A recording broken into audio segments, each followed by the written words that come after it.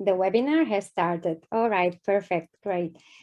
Hello, everybody. I'm Milena Deleva, the Executive Director of Elizabeth Kustova Foundation. And for those of you who are new to our work, we facilitate or build literary connections between the Anglosphere and Bulgaria. And sometimes we embark on new language geographies like the one today, with the spotlight on the renowned Brazilian author Clarice Lispector, of Ukrainian descent, by the way. CapitaLiterature is one of our international programs that normally takes place in Sofia following the annual Sozopol fiction seminars on Black Sea. As you probably know, if you have attended any of the previous discussions, the focal theme of this year's edition is writers and influences. And it's my great pleasure to introduce Benjamin Moser today, who we also had the honor of hosting a couple of years ago when he participated in the creative nonfiction edition of the Sozopol fiction seminars. Benjamin was born in Houston. He's the author of Why This World, a biography of Clarice Lispector, which was a finalist of the National Book Critics Circle Award and the New York Times Notable Book of 2009. For his work bringing Clarice Lispector to international prominence, he received Brazil's first state prize of cultural diplomacy. He also won a Guggenheim Fellowship in 2017, and he received the Pulitzer Prize for his latest book, Zonta, Her Life and Work. After Benjamin's presentation, he will be joined by Nadezhda Moskovska for a brief conversation. Nadezhda holds a master's degree in cultural studies from Sofia University. She's a seasoned cultural journalist, and she was the host of Bibliotecata, Library in Bulgarian, a unique TV show about books and literature. In Nadezhda's own words, resulting by her educational and professional trajectory, she has developed particular interest in the art of translation, interpretation, and adaptation. And here we go. Nadezhda is about to prove that, and maybe a little bit reprise the interview she conducted with Ben while he was in Bulgaria, of course, now in slightly different lens. Before I turn it over to our interlocutors, a quick rundown of how the event will go.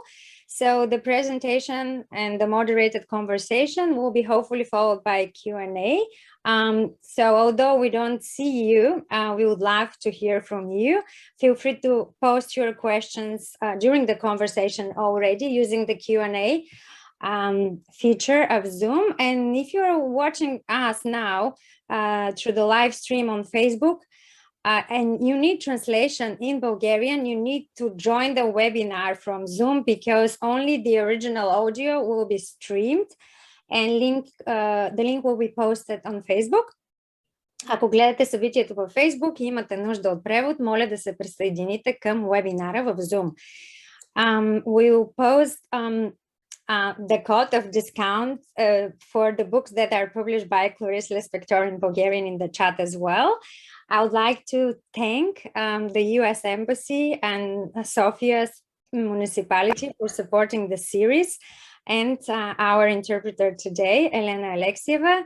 Thank you, Ben, so much for taking the time to contribute to this very important series, and the floor is yours now. Thank you. It's great to be here, even though I'm at my house. It's fun to sort of think of Sozopol and Bulgaria and kind of imagine going somewhere again, which I guess will happen soon. I am really happy to be here and to be talking about Clarice Lispector, who is one of my great heroes in life and somebody who's been with me for many years.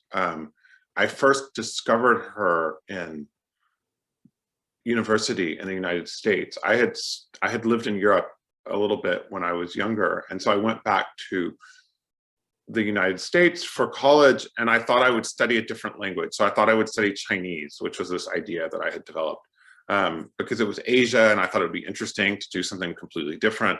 And I soon realized that learning Chinese was just not going to happen. It was just too hard for me.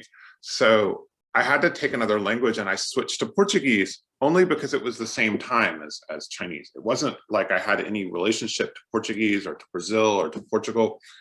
It was just, you know, I had to do something, so I did it. And then the second year, we started reading Brazilian books and Portuguese books. And actually, I see her now. Here's this lady. Can you see her right up here? That's Clarice Lispector. That's her face. I don't know if you can see the intensity of the gaze, but she's somebody that you almost never forget the first time you see her.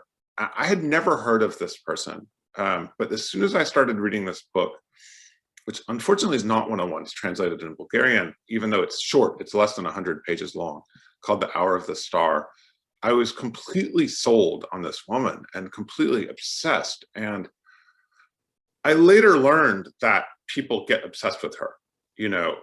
She's not really, as someone said, she's not a writer, she's a church.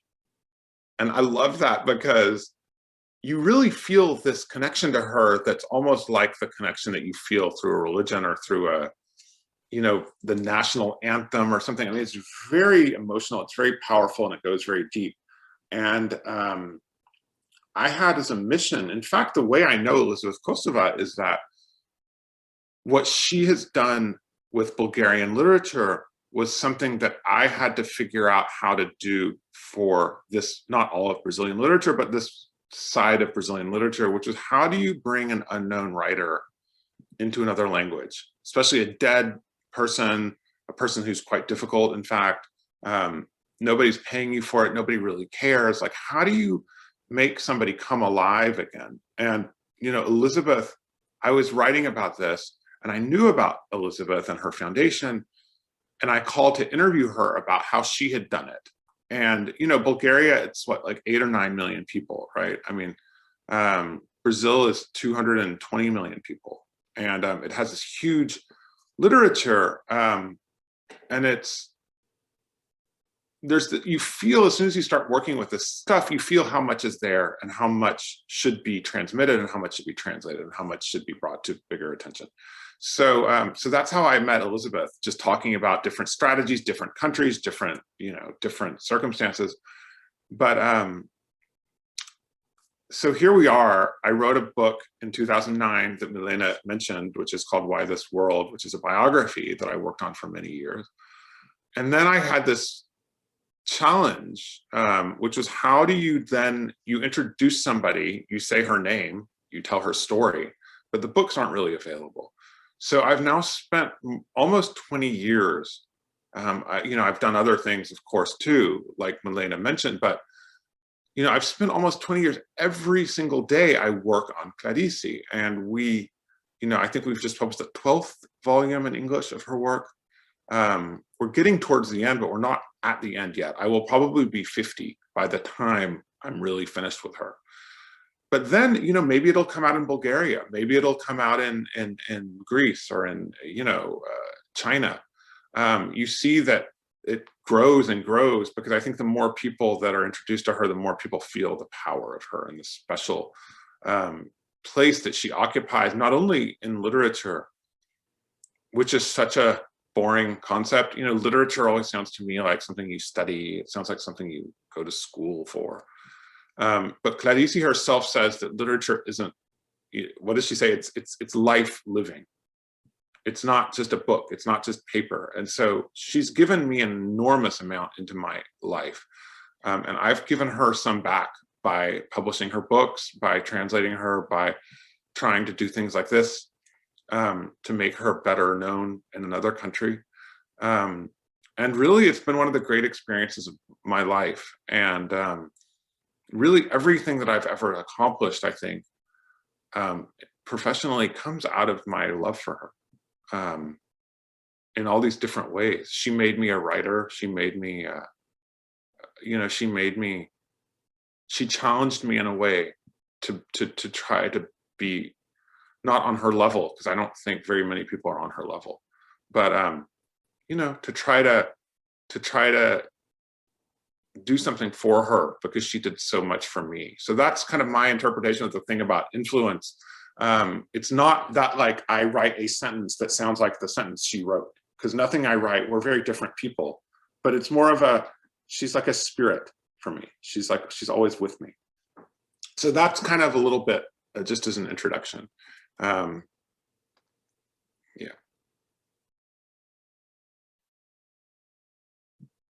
Thank you for this introduction. In fact, I'm really glad that it somehow went into directions I was thinking of before we started this conversation. I was about to ask you, what do you think about the very concept of influence? Just because to me personally, influences are more, let's say, quantum reality events. If you look at them, they exist. If you don't, they they just vanish sometimes.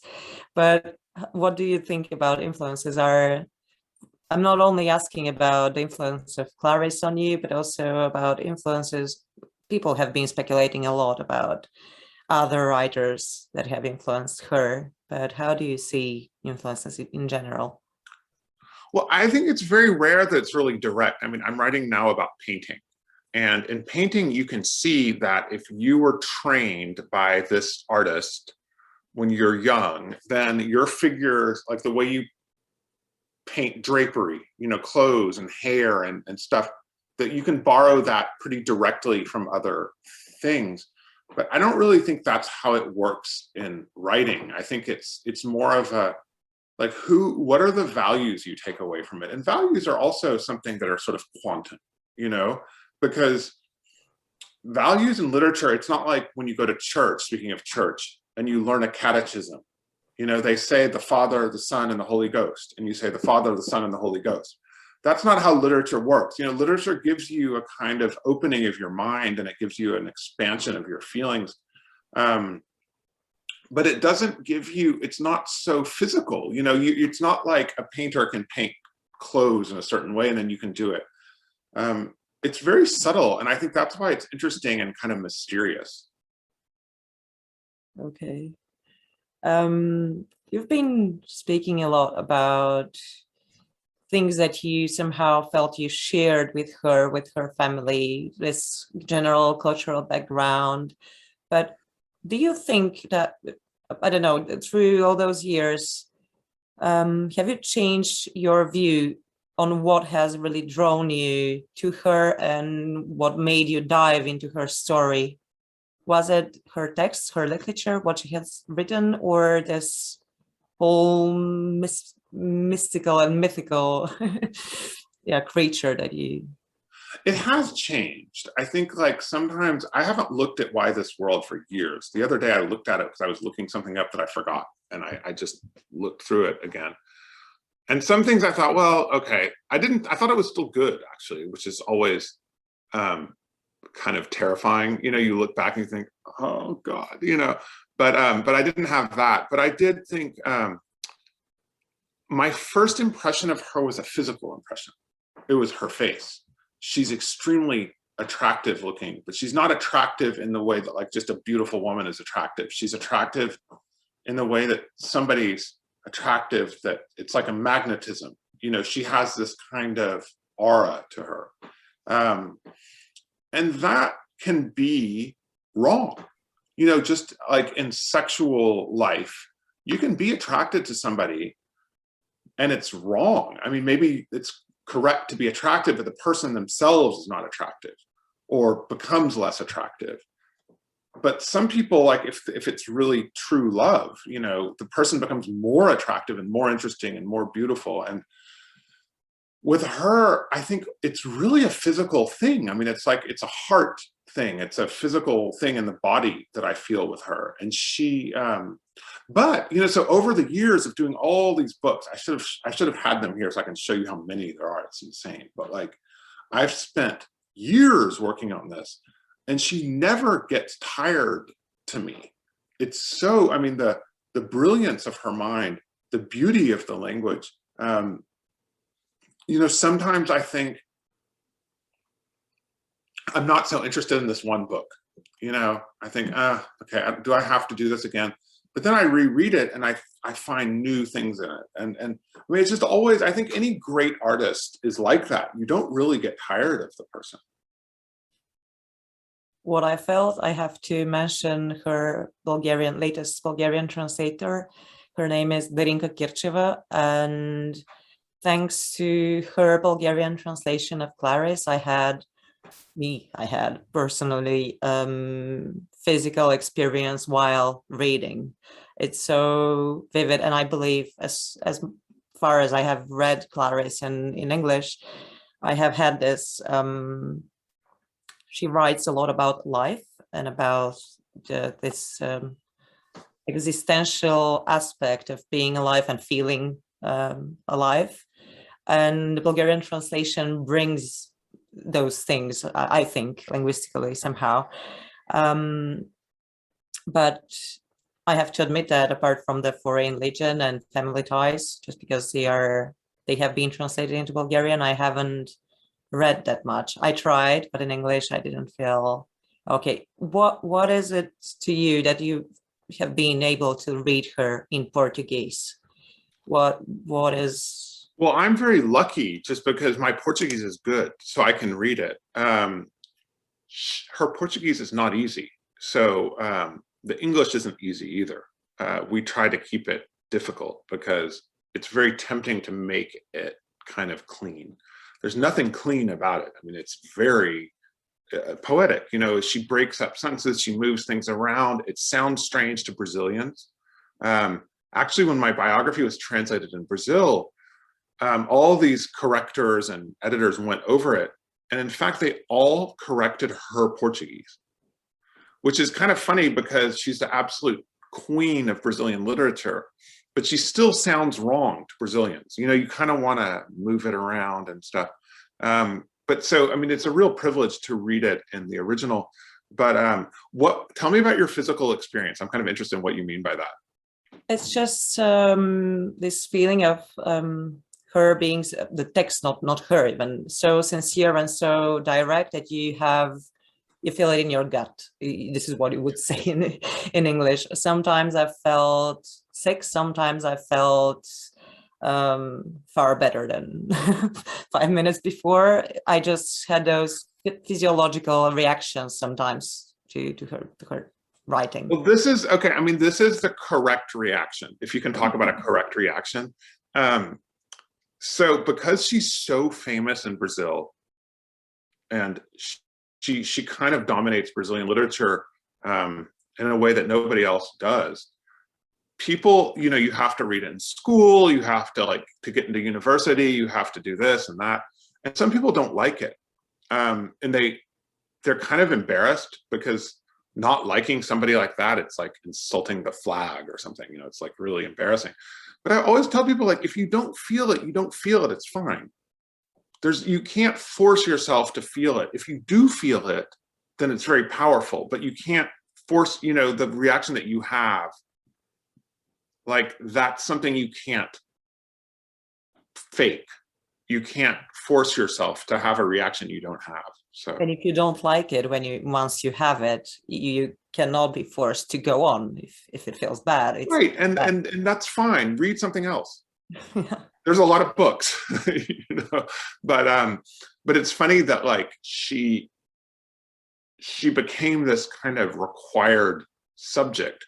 You know, if you want to get out of Portuguese class in high school, you have to read this stuff, or otherwise, you know, she's on a very short list of the great classics of the national literature. So you have to be familiar with it. But it's kind of funny because it's almost like it's something so secret, you know, it's a very intimate relation you have with her. It's not the relation, I don't know, what about like Ivan Bazov? Do you feel connected to him? Shall I say that? Yeah. No, I don't feel connected. I just remember his house. I remember his stuffed dog and everything. And I thought, like, it felt really old. You know, it felt like really like a totally different country, a totally different circumstances. And it's important. And I'm sure, like in Bulgaria, if you get out of high school, you have to read it. But you don't necessarily feel that connection. And that can kind of destroy something that might be better if you just discovered it yourself. So maybe to talk about influence, I think a lot of the things that influence people are kind of the things that they discover rather than the things that are, you know, on the test. Yeah. Like I always feel that way about mathematics, which I was terrible at in school. But like, I think like if I decided I wanted to learn algebra, You would have. that might be really interesting now. But because it was like something I had to do, I hated it. But maybe that's unfair. I don't know. Maybe I'll learn algebra. I just thought about two, I don't know, points of, let's say, paradox. One of them is the question of nationality. You said she's part of this national canon. You have to read her at school, but there has always been this question about her nationality. People have asked, is she Brazilian? Is she not? People have been speculating, does she want to be Brazilian or she doesn't? What do you think about that yourself? I mean, Well, I mean, so she's born in Ukraine. She's born actually not that far from Bulgaria. I mean, if you go up and then take a right, not far over the Romanian border, is the province of Podolia, which was a very, very poor, very isolated part of Europe. I mean, still today, it's far away from anything. You're not going to just be going to Podolia. It was a very poor area. And her family was forced as refugees to leave. They weren't immigrants. You know, they weren't just people who came for a better life or for something else. And they were Jews, so they weren't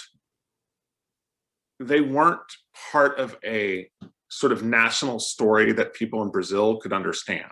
Because I mean, the traditional Brazilian race is three, you know, I mean, this is the old idea. So it's a third Portuguese, a third African, a third Indian. That's the traditional idea of the Brazilian. So in the 20th century, people started immigrating to Brazil, like Dilma Rousseff's father came to Brazil from Bulgaria, but like most of them were Italians, Portuguese, a lot of Arabs, people from Syria and Turkey, usually Christian Arabs. And you know, these people were sort of similar culturally to the Brazilian majority, and they kind of, you know, they blended in and it wasn't a problem. But the Jews were always a little bit separate because they were refugees. They weren't immigrants. And so they had to kind of create this world for themselves, which they did. But like Clarissy, you know, when we talk about how her language sounds strange, it sounds really strange. And people, the fact that she was born in Europe, even though she got to Brazil when she was 1 year old. So, I mean, it wasn't like she wasn't foreign in that sense. But Brazil has a very complicated relationship to nationality, which I don't have to bore everybody here with now, but it is very exclusive in a certain way. Brazilians tend to see the world as like, Brazil is here, and then the rest of the world is like there. And you don't really think about it. You might buy some stuff there every once in a while. You might go there for holiday, but like Brazil is a huge country. So everything outside of Brazil is kind of mysterious. And you have to remember also that Brazil was very isolated, not only geographically, but, you know, during a lot of her life, during the dictatorship, which lasted from 1964 to 1985, Brazilians were not allowed to travel abroad. I mean, I wonder how it was in Bulgaria, actually. It might have been similar. In order to travel abroad, you had to buy dollars. But in order to buy dollars, you had to have a certificate from the police authorizing you to do it. So in other words, you could leave, but you'd have no money. You know, and it's already far and expensive to go somewhere. So Brazil was very, in certain ways, very permeable culturally. You know, Brazilians always read a lot of foreign books, but you know, physically they were far away. And so Clarissy was always kind of seen as this weird person. And she was a weird person. I mean, she was a genius, first of all. You know, that always makes you weird. Yeah, she is weird, I believe. But you just mentioned this situation of Jews, I mean, Jewish refugees being different. And actually you share a thing with her. As far as I know, your grandfather fled Nazi Germany. That's right. You, I don't know, do you think that you and Clarice or Clarissy, I'm still not sure how to pronounce her name. They you have say something Clarissy. Okay, Clarissy, okay. Yeah, yeah.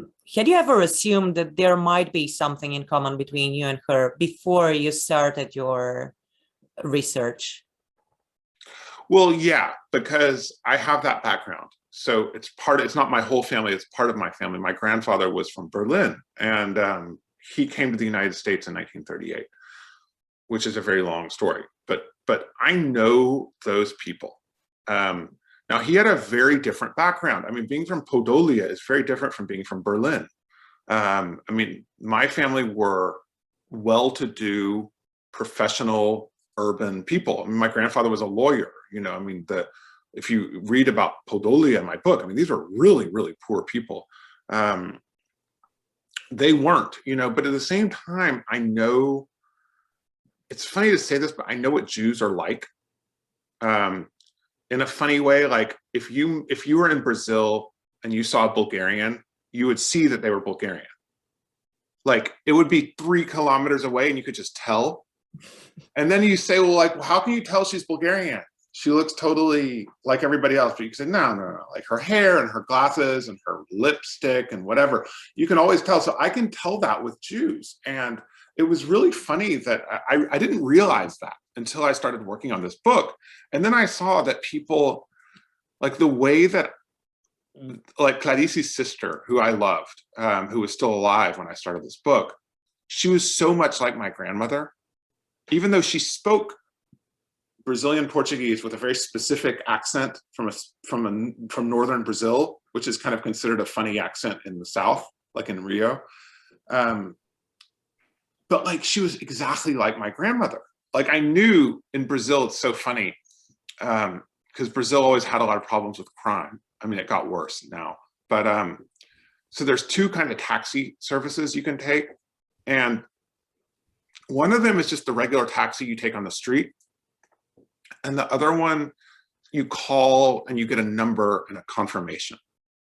So like I knew that her sister wanted me to take the one with the number and the confirmation, because that's what a Jewish grandmother wants you to take, because then they feel safer that you have the like right taxi. And this kind of stuff, you realize how much of the sensibility is the same. So it's stuff like that, but it's also the whole worldview that comes out of persecution and exile. And that's a very consistent thing throughout Jewish history that you recognize in Jewish literature. I just remembered something. I felt actually confused. There is this place where you describe a photograph of Clarissy and Carolina Maria de Jesus, I guess it's pronounced. It's actually a Black female writer. And you say that Carolina looks tense and out of place, as if someone had dragged Clarissy's maid into the photo. I felt really confused by that. And I thought, okay, he might be talking about the always incredible fact of social mobility. It's never comprehensible once you see it. And it's really important to, at least I think so, it's really important to know that this Jewish refugee afterwards, she really resembles upper class woman. And what I find interesting is that, according to you, does this tension and contradiction caused by this incredible social mobility affect our reading of her? Do you think that this somehow affects us while reading? It does. Well, I got in trouble for that sentence, by the way. It came out sort of weird in Brazil, and people got mad at me on Facebook or something. So I tried to explain it. I'm not talking about what it should look like. You know, I'm talking about stereotypes. So I'm trying to sort of repeat what the stereotype would be. If you look at those 2 women, you see one rich woman and one poor woman, because class and race in Brazil are very closely coordinated. I mean, much more than in the United States, for example. You know, the United States has so many racial problems, but in fact, it's a lot better in certain ways than Brazil is. And Carolina was a woman who was from the slums. She was one of the first, maybe she was the first Black woman to have a really important literary career. And Clarissy looks like a movie star. I mean, she's wearing this Chanel suit and she looks, you would just never think that there was a poor refugee inside that Chanel suit. And so this did confuse people. I mean, I remember being told when I first went to Brazil that Clarissy was kind of this rich housewife. And this, this also has a lot to do with how women's writing is received, because there weren't very many, there had been women writers in Brazil, but not quite of her level. And she, so you get the kind, when you're talking about a life, and you're trying to, I think it's good to describe the stereotypes and the sensibility in the similar way that I thought that Jews were misunderstood. Black writers are misunderstood and women writers are misunderstood. So I wasn't endorsing these stereotypes. I was just trying to indicate that they're there. I have to admit that I'm quite interested in the question of female perspective. I thought about it once you said that she feels contemporary. Mm-hmm. This quite often happens to female writers after like a few decades pass and then they feel very contemporary, but back then probably they didn't. They were, as Clarissy was, labeled as hermetic or hard to read or strange. And afterwards we tend to we tend to take it as granted. It has always been like that. It has always been accepted and widely read. Yeah. Well, this is really, this is why I think literary history is interesting as a subject for me as a writer, is that you see, this is true with Susan Sontag too, you see how radically things change. So things that seem obvious. For example, a woman writer seems pretty obvious, right? It seems like there were always women writers. Well, in fact, there weren't. And a lot of feminist theory is about why not.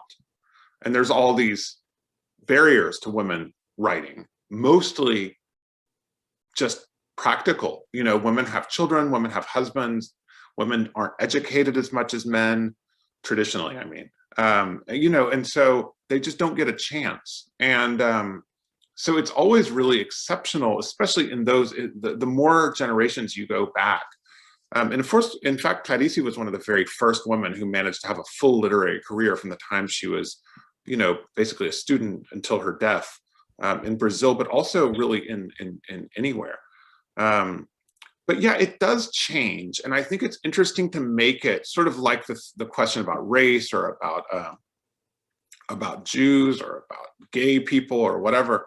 It changes so much. I think it's nice to kind of go back and remember that it wasn't always so easy for people, and to kind of be like, I think we're in a cultural moment now. I don't know how this is coming over in Bulgaria, but definitely in the United States, there's this idea that everything is terrible, right? Like our country is racist, it's terrible, it's sexist, which yes, it is, like every other country, but it makes it hard to see just how much progress there really has been. Women are now better educated than men. Women, I think, I don't know about the statistics in publishing, but certainly a woman writer now is not unusual at all. So we have changed a lot and there has been some progress. Again, on the female perspective and your perspective on female intellectuals and writers, what informs, let's say, your attitude towards female intellectuals in general? Just because I also have to say that they are, to me, characters. Not once they are into a biography, I regard them as literary characters. Yeah. And you are indeed working with sacred monsters and you recreate them in English. What informs your attitude towards them? Well, I don't really have one. I mean, it's funny that I often get asked that because I'm not a woman, right? So people, it's really funny. 10 years ago when I wrote the Clarissy book, everybody thought it was great that I was writing about a woman because it was unusual for men to write about women. 10 years go by and then people say, why is he writing about a woman? In the case of Susan Sontag, shouldn't a woman be writing about that? So that's something that's changed a lot in the last few years. But I don't really, I mean, I think I'm interested in these people. It's hard to say. I mean, I could give you a genealogy of women I've been interested in. I do like sacred monsters. I do like a diva. I admit it. But like, ultimately, if you're going to spend as many years as I've spent on this, it has to be about the person. And yeah, okay, so she's Jewish, she's female, she's Brazilian. Okay. I mean, you know, all these things become sort of background. And really what I guess for me matters the most is her work, and the sense of, that sense of closeness that I feel to these people. But I wouldn't ever write, and there's so many women that aren't interesting, you know? There's so many men that aren't interesting. There's a lot of Brazilians that aren't that interesting. You know, I mean, I'm interested in these really exceptional, larger than life people, because I always find them inspiring and kind of terrifying too. We have a question here from participants in the webinar. What was the greatest challenge and what was the greatest joy of recreating Clarissy in English? Well, God, that's something that I could talk about forever and ever. Yes. The challenge is, first of all, God, there's so many challenges. First of all, the language is really difficult. If you read Portuguese, you understand it. But if you have to take it, because she doesn't have difficult vocabulary, she doesn't have anything that's really strange that you don't understand, but it's a little bit off every time. So you're always kind of wanting to kind of reproduce that strange feeling that she gives. And the other challenge is more practical as well. The challenge of just people didn't care about her. You know, you have to make people care. You have to, in order to keep a translation project going on for all these years, you have to get people to read her, because if you don't, you just can't pay for it. People don't buy the books. So it's very practical. So I would say trying to just get people to pay attention, and get people to like kind of feel what you and I felt about her. And then if you can get 10 people in Bulgaria to care about her, then you can make everybody care about her. But if you can't get to 10, you can't do it. You know, you need like 2 journalists, 2 actresses, 2, you know, professors, maybe a politician or like a supermodel. Then you can do it. But like, if you don't have that, it's very hard. And then the joy really is, because that's the other part of the question, the joy is when that works. You know, it's very hard. I think, you know, like Elizabeth and Milena know that it's very hard to get, you know, we can say a Bulgarian or a Brazilian to be read in English. It's unusual and it requires a huge amount of work. And you never really think it's going to work. You kind of think, okay, well, at least the books will exist, right? It'll exist somewhere in a library. But then, you know, everybody turned out to love Clarissy. So I was really proud of that. Yeah. I know that you tend not to believe in critical distance. This can be felt through your book. But still, did you have moments when you have, I don't know, told to yourself, no, go back to her writings, go back to the letters, don't fetishize her, I don't know, through what you have learned elsewhere, because there is this, yeah, people are talking about her a lot in Brazil. And as I imagine it, you might have, you know, had this feeling of mixing things, mixing what she has written and what the story this outer, the world is telling about her. Well, you have to be really careful with that.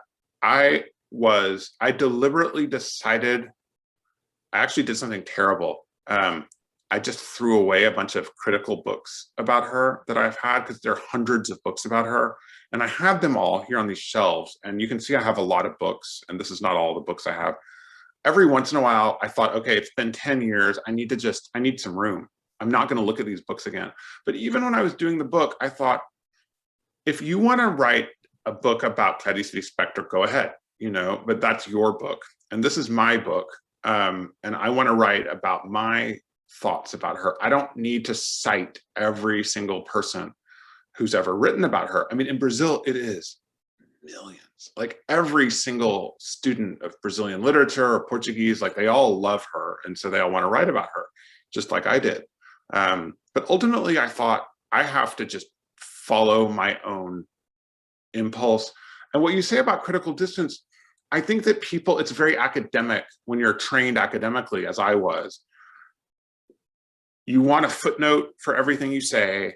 You want like 3 famous people to support what you're saying. You know, you don't just say, I think this. You say, so-and-so at the Sorbonne thinks this. And I find that kind of distracting because again, I think, you know, if I want to know what so-and-so says, I'll read their book. I just thought about something you said earlier about literary history, that this is why it's interesting, because once you go back, you see that the context is not what you believed it was.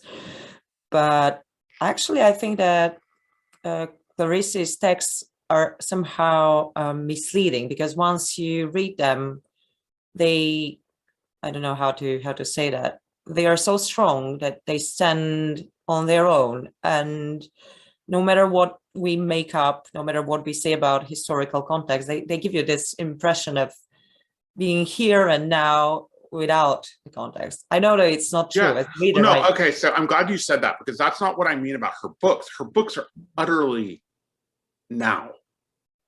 They are so still, and I've read them 100 times, and I still feel this boom in my heart every time I read her. But I think when you're writing a biography, you know, like about Susan Sontag, for example, you can read those texts and it's fine. But like, if you talk about being a lesbian in 1941, that is different from what it is now. Being a Jew in 1941, depending on where you live, you know, it could have been fine if you live in California, but if you lived in Germany, it was not fine.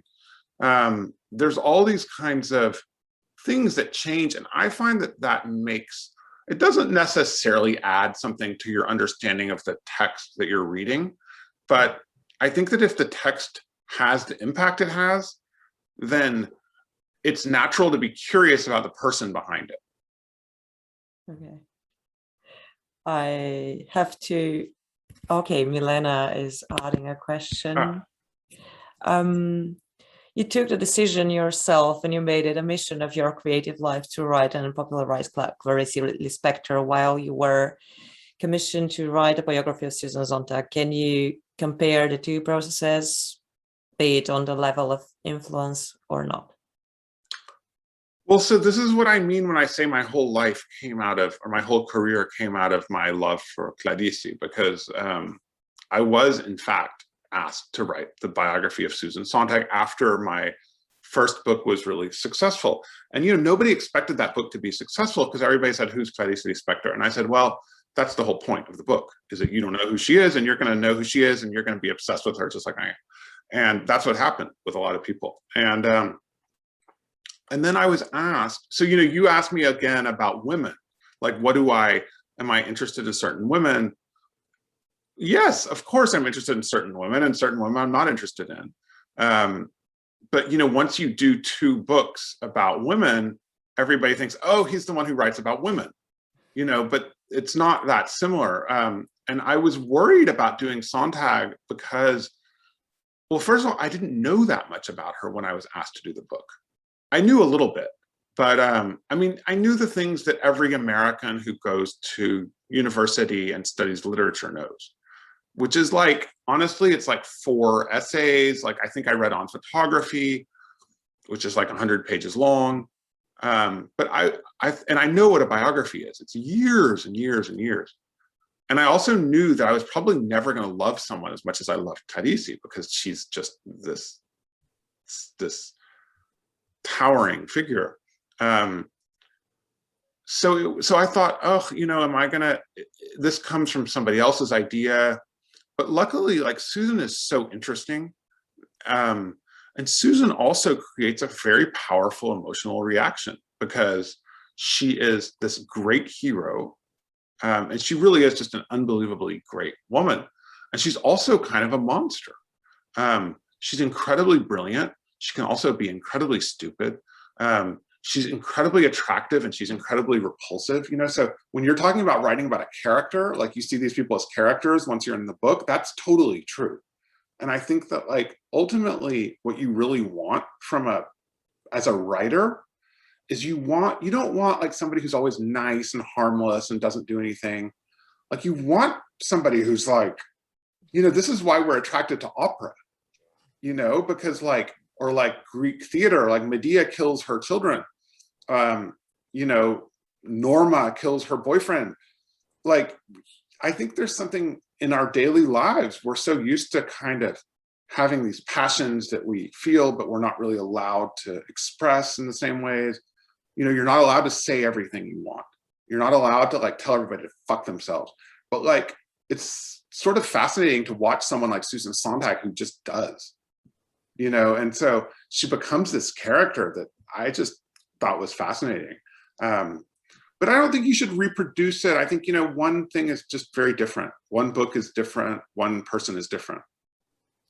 Was your research different because of the fact that you were the authorized biographer, and were people responding to your questions differently once you were already known and they knew that this is the book for about Susan Sontag? Well, it's very different because of the nationality too.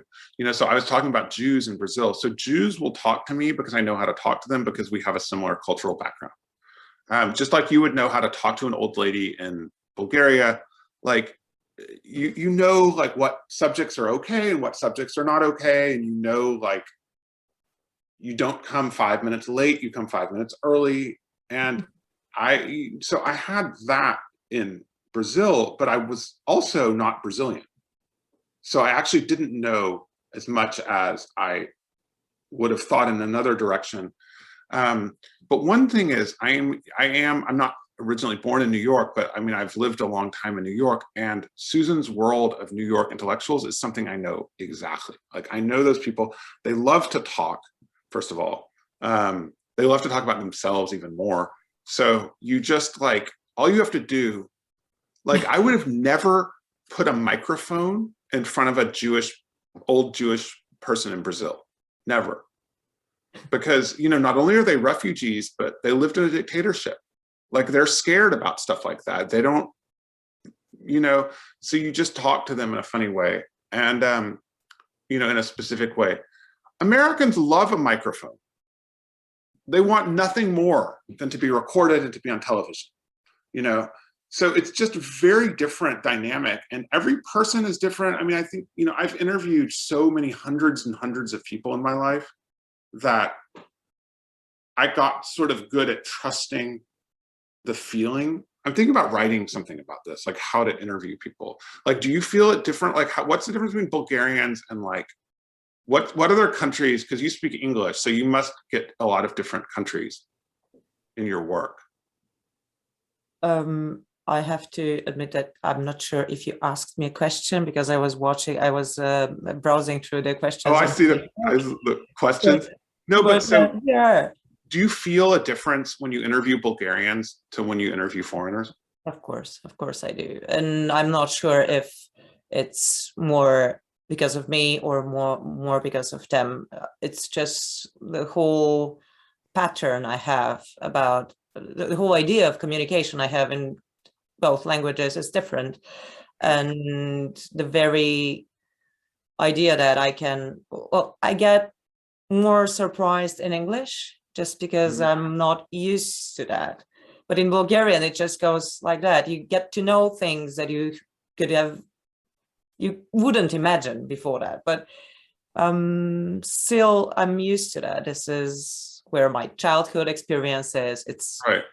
Yeah. I can also, sometimes I think I can just look at an American and I could write the whole interview myself.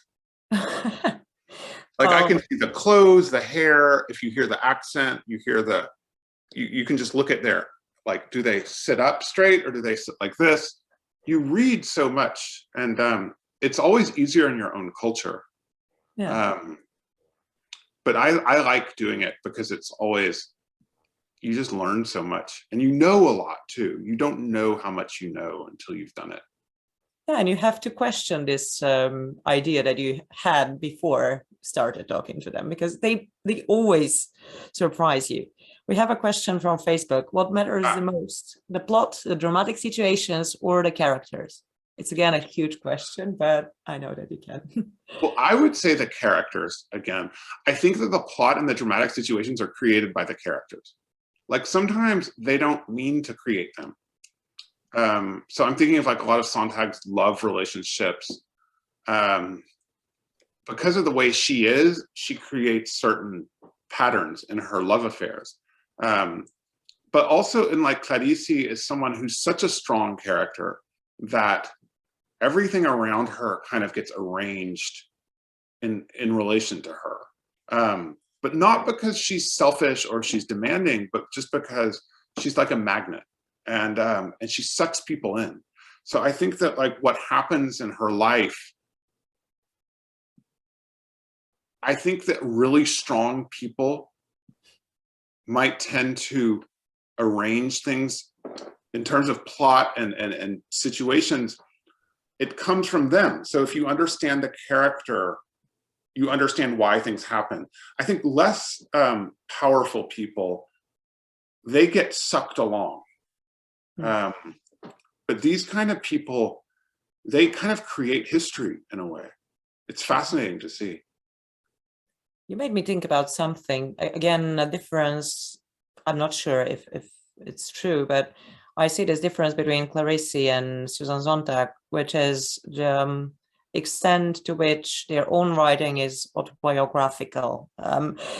It's just that Sontag, well, of course, she has those really personal interests, but when writing, she is not writing that much about herself. And Clarissy, no matter if she's writing from the point of a man, a woman, or a child, or I don't know, probably even a cockroach, she's always introspective, and she has her autobiography already written within all those things that she has left. But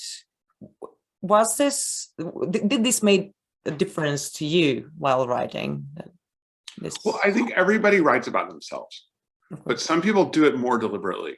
You know, some people, so like Susan's always trying to hide herself, which is very interesting for a biographer, because you feel like a detective. You know, you feel like you're finding stuff out, and you're like, you realize what she says here, and then suddenly this thing she says there makes sense, but you wouldn't have connected it unless you've done it that way.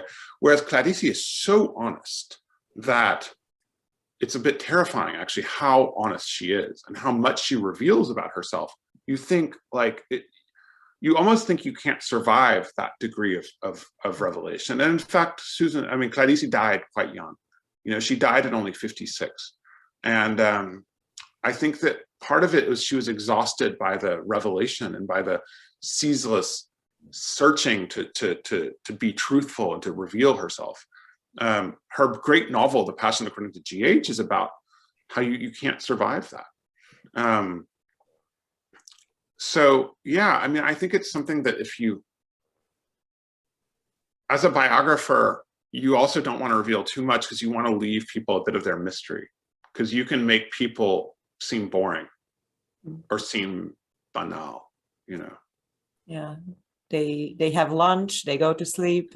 Yeah, that's so boring. I hate that. I mean, people do that all the time in biographies. It's like, oh, they bought a cucumber. And you think, well, I bought a cucumber, but like, that's not why I'm reading this book. I'm writing this book because you were one of the great minds of your century, you know? And it is interesting to know that like they bought the cucumber because people like to know that like Susan Sontag had unhappy relationships just like everybody else, you know, or like had trouble with her mother or with her kid. But ultimately you want that, but then you really want what lifts her life above boring people's lives.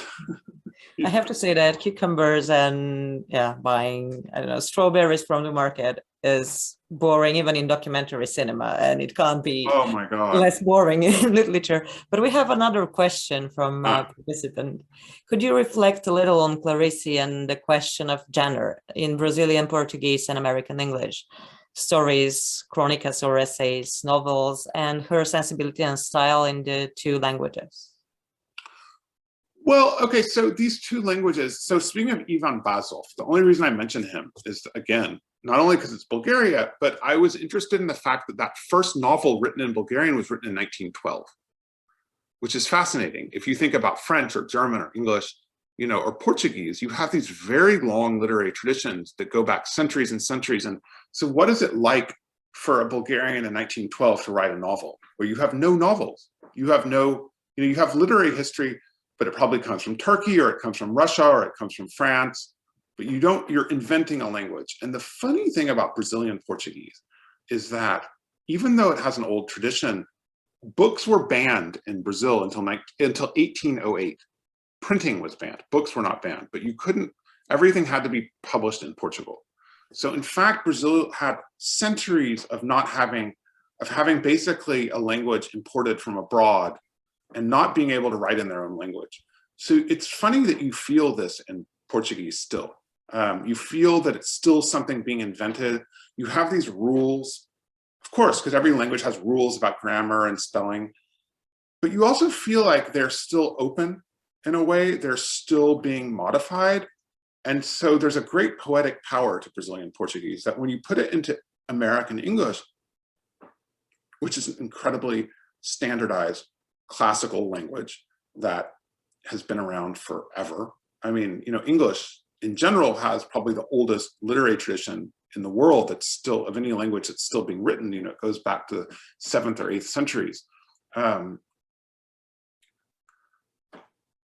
So you feel a little bit restricted maybe in English. You feel like the way that Clarissy can move around in this language, she's in a sense new to this language because she's an immigrant, but she's also coming into a language that's still being formed, in a language, in a country that's still kind of figuring itself out. And so I don't know, that kind of makes her fascinating in a certain way, that there's a freshness to it. I just remembered a saying from an Icelandic author, Jón Kalman Stefánsson is his name, and he said that language without literature is like a football player without a ball. But it was just something that I remember. Well, because language and literature are the same thing. I mean, this is something that people don't really realize. Like the difference between a language that's a language is a tradition. It's not, where's my cucumber? I mean, you can say that in any language, but if you come from a literary language and you are aware of that history, you realize how much of your brain is produced by literature, not the literature you've read, but by the literature that other people have read. So the ways that we in English express ourselves, the number of expressions we have from William Shakespeare, for example, that people say every day, they have no idea it's from Shakespeare, or things from the Bible. You know, the way that we see the world comes out of literature, whether we want it to or not. And then the rest of it is just communication. Maybe that's the difference between communication and language. Communication you can do with your hands, you can do with your eyes. There is this really nice question that I wanted to ask, but it came from a participant.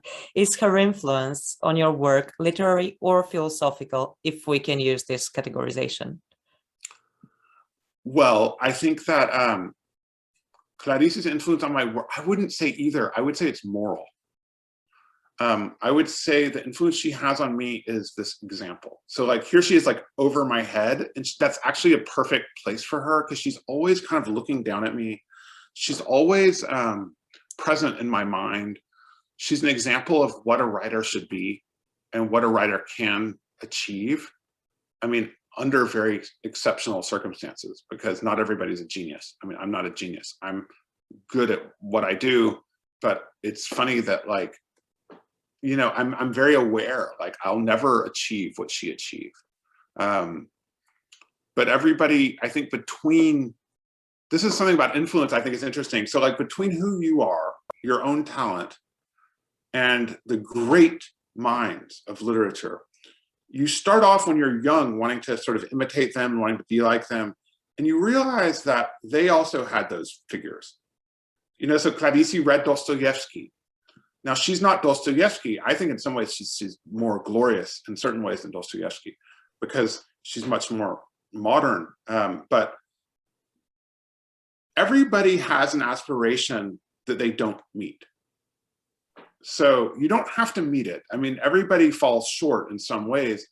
And Clarice is very eloquent about, she describes herself as a failed writer, which is kind of sad for Brazilians, because I remember this guy telling me in Brazil, this young guy, who said to come after her, you feel like everything's already been said. So you have to kind of make your own way. And I think the seeking of that way, that's what makes literature kind of progressive, if it's progressive. Yeah, here we have a comment in the chat room that, so it is philosophical in a way. This is, yeah, they are trying to sum up what you yeah, said. well, because literary, well, I mean, I just think literary and philosophical, are they the same thing? They feel like the same thing to me. Once you call them moral, to me, they are the same thing. Once Moral, you have ethics yeah. and aesthetics that are overlapping, then you... Well, so this is the whole point of my book about Susan Sontag, is that aesthetics and ethics were the same thing. I mean, she believes that. And it's kind of hard to explain with like 3 minutes left, but I believe it too. Oh, I have to admit that me too, but I have to, we have time for one last question. If anyone wants to, they have to urge a bit. I want to say a word about the title of your book. It's called Why This World? And the thing is that Clarice is daring to ask such questions. That's the point, right? This fascinates me. I think all of us ask those questions when we're younger, maybe when we're older too. You know, why are we born? Why are we going to die? What is God? What is love? You get older and you just think, okay, like I have to buy my cucumber. I can't really think about that today. Like I'm just going to put that off into something else I'm going to worry about. And I think you learn not to ask those questions also because they're dangerous questions. They're questions that can make your whole world collapse. If you really want to know why are you going to die, and realize that you're going to die, this is something that becomes a religious and mystical question. It's not really a question that you can actually live with. And so I think her courage, this comes back to the question of morality and ethics, her courage in continuing to ask those questions, even though she knew it would destroy her, as in fact it did. I think that's the real legacy of her, is that she, in a sense, went farther for everybody who couldn't. What I first thought when I read the first short story of her, of course, I thought, how can you be so caring and so cruel at the same time? Right. And what was the story? Do you remember?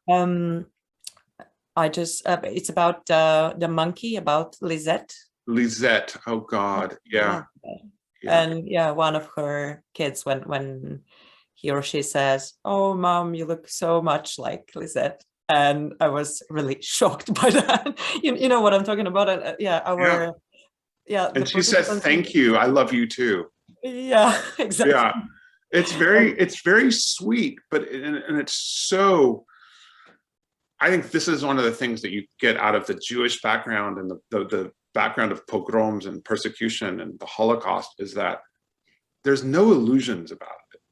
And yet inside the cruelty of the world, there's this tenderness and this love that's just absolutely beautiful.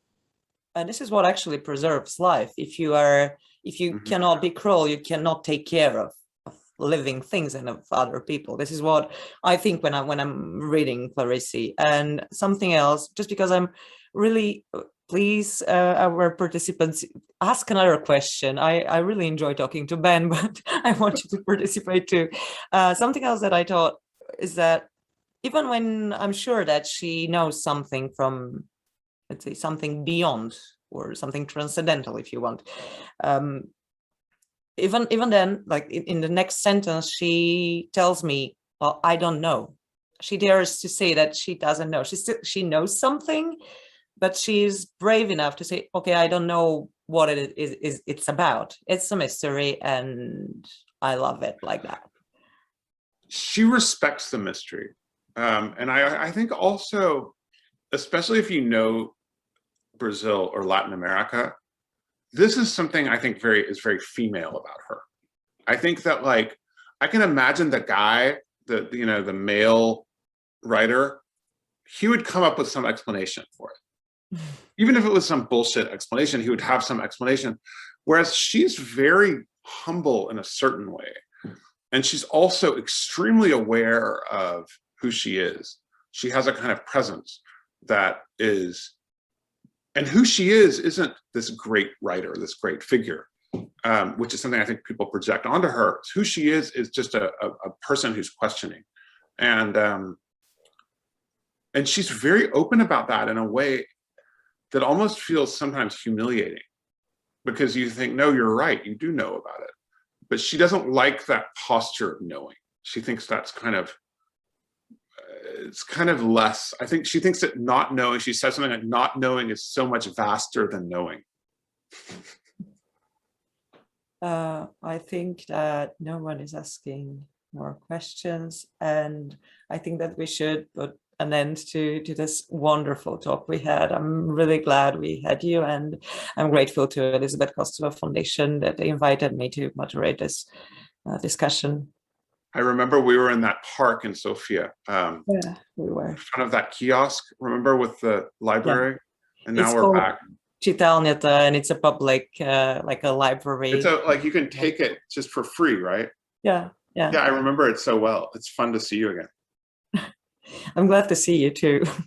Let's see each other live sometime soon. Thank you so much, Bob. Thank you, Ben and Nadezhda, so much. Thanks, Milena. I hope Clarice will find new readers in Bulgaria and globally as well. And I use the chance to remind you that we continue with the series tomorrow with Dmitry Kenarov, who is going to present pretty much, similar situation, because he is writing a biography of Bulgarian writer who is well known in Bulgaria, but not globally. He's probably known with the case of his death, the poisonous umbrella. He was Bulgarian dissident, Georgy Markov, and Dmitry Kenarov is now on the mission of writing his biography in English. So if you have time tomorrow, the same time in Zoom, hope to see you again. Thanks a lot. Thank you so much, everybody.